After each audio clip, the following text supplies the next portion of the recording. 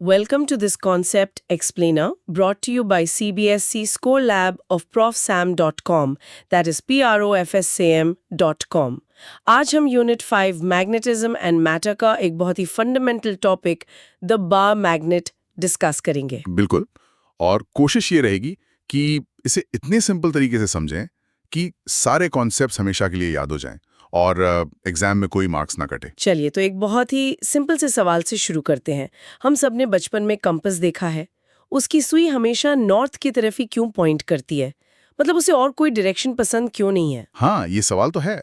ऐसा लगता है जैसे कोई इनविजिबल फोर्स है जो उसे हमेशा नॉर्थ की तरफ खींच रही है। एग्जैक्टली। और एक और चीज है, अगर हम एक नॉर्मल पेपर क्लिप लें, वो मैग्नेटिक नहीं होता। नहीं होता, बिल्कुल। लेकिन जैसे ही उसे एक मैग्नेट से थोड़ी देर चिपका कर रखें, वो पेपर क्लिप खुद एक छोटा सा मैग्नेट बन जाता है। हाँ, और दूसरे क्लिप्स को उठाने लगता है। ये जादू कैसे होता है? राइट। मतलब वो टेम्पररी होता है, पर होता कैसे है? तो इन्हीं सब सवालों का जवाब बार मैग्नेट के कॉन्सेप्ट में ही छिपा है। तो चलिए इसको अनपैक करते हैं। सबसे पहले, एक बार मैग्नेट कोई जादुई चीज नहीं है। ये बस एक ऐसी चीज है जिसके अंदर आप समझिए बिलियंस ऑफ छोटे छोटे एटॉमिक लेवल के मैग्नेट्स होते हैं। Atomic level magnets. हाँ, जिन्हें हम एटॉमिक डाइपोल्स कहते हैं। और होता क्या है कि ये सारे के सारे एक ही लाइन में, एक ही डायरेक्शन में अलाइन हो जाते हैं। बस सारी कहानी इसी अलाइनमेंट की है। अलाइनमेंट मतलब एक सीध में आ जाना। बिल्कुल। इसको ऐसे इमेजिन करो जैसे एक स्टेडियम में बहुत बड़ी भीड़ है। ठीक है। अगर सब लोग इधर उधर रैंडम डायरेक्शंस में घूम रहे हैं तो स्टेडियम में कोई खास मूवमेंट फील नहीं होगी। एक तरह का केओस होगा। एग्जैक्टली। लेकिन अगर मान लो सब 50,000 लोग एक साथ एक ही डायरेक्शन में एग्जिट गेट की तरफ चलने लगे तो उस भीड़ में एक जबरदस्त कलेक्टिव पावर आ जाएगी। परफेक्ट। बार मैग्नेट बिल्कुल वैसा ही है। हर एटम एक इंसान है, और जब उनके एटॉमिक मैग्नेट्स एक ही डायरेक्शन में अलाइन हो जाते हैं तो उनकी कंबाइंड पावर एक स्ट्रॉन्ग मैग्नेटिक फील्ड बनाती है। अच्छा, तो मतलब सारा खेल अलाइनमेंट का है। तो जो नॉन मैग्नेटिक चीजें होती हैं, उनमें ये एटॉमिक मैग्नेट्स नहीं होते क्या? होते हैं, उनमें भी होते हैं, लेकिन उस रैंडम भीड़ की तरह सब अलग अलग डायरेक्शंस में पॉइंट करते हैं। ओह, तो उनका इफेक्ट कैंसिल हो जाता है। हाँ बिल्कुल। इसीलिए हमें कोई नेट मैग्नेटिज्म फील नहीं होता। ओके, अब एक मेंटल पिक्चर बनाते हैं। सोचिए एक लोहे की रॉड है, एक आयरन रॉड। ठीक है। उसके अंदर हर एटम पे एक छोटा सा एरो, मतलब एक तीर बना हुआ है। नॉर्मली ये सारे एरोज इधर उधर पॉइंट कर रहे हैं, अप डाउन लेफ्ट राइट, पूरा केओस है। राइट। अब सोचिए एक एक्सटर्नल फोर्स आती है और इन सारे एरोज को घुमाकर एक ही डायरेक्शन में, फॉर एग्जाम्पल अप, अलाइन कर देती है। तो बस अब ये रॉड एक पावरफुल मैग्नेट बन गई है, या नॉर्थ पोल। Exit point. हाँ, एग्जिट पॉइंट। और जिस एंड पर सारे एरोज घूमकर वापस अंदर की तरफ आ रहे हैं वो बन गया south pole. Okay, the entry point. Got it. चलो अब देखते हैं कि एनसीईआरटी इसकी प्रॉपर्टीज को आम भाषा में कैसे बताता है। क्या आप कुछ बेसिक प्रॉपर्टीज पढ़ सकती हैं? जरूर। एनसीईआरटी कहता है 1. There is a repulsive force when north poles or south poles of two magnets are brought close together. Conversely, there is an attractive force between the north pole of one magnet and the south pole of the other. 2. We cannot isolate the north or south pole of a magnet.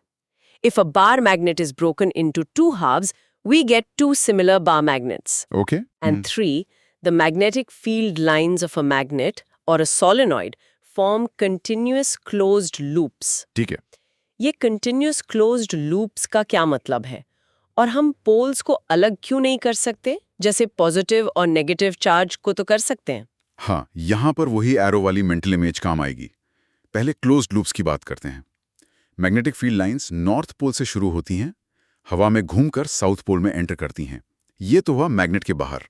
Right. लेकिन loop complete करने के लिए वो magnet के अंदर south pole से वापस north pole तक जाती हैं। अच्छा, अंदर भी चलती हैं वो? हाँ, इसीलिए ये क्लोज्ड लूप्स हैं, कहीं ब्रेक नहीं होते। ओके। और वो दूसरा पॉइंट कि हम पोल्स को अलग नहीं कर सकते। अब सोचो, अगर तुमने उस रॉड को बीच से तोड़ दिया जिसमें सारे एरोज ऊपर पॉइंट कर रहे थे, तो दो नए टुकड़े बन जाएंगे। हाँ, और उन दोनों नए टुकड़ों में जो एरोज हैं वो अभी भी किधर पॉइंट कर रहे हैं? वो तो अभी भी ऊपर ही पॉइंट कर रहे हैं। एग्जैक्टली।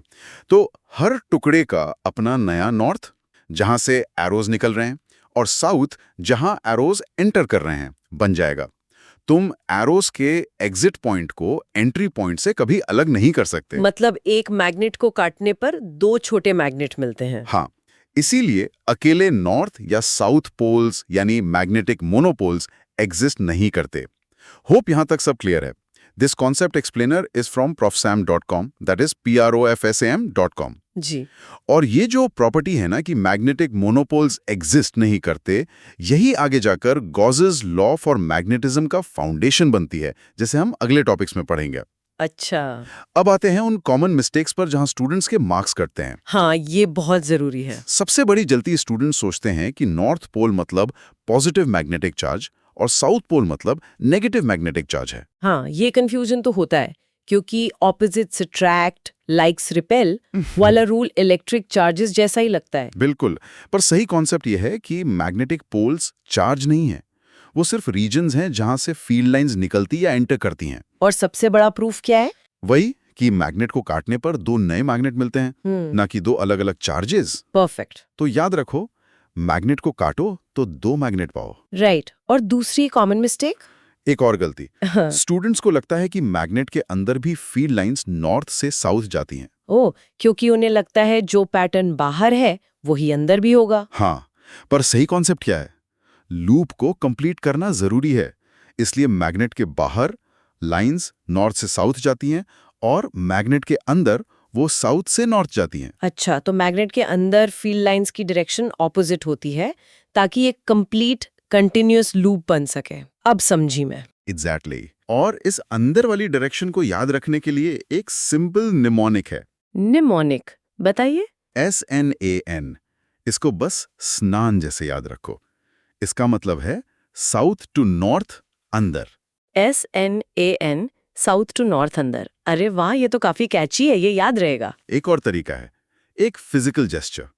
अपने राइट हैंड से एक सी शेप बनाओ। ओके, सी शेप। मान लो तुम्हारा अंगूठा थंब नॉर्थ पोल है और छोटी उंगली पिंकी फिंगर साउथ पोल है। ठीक है।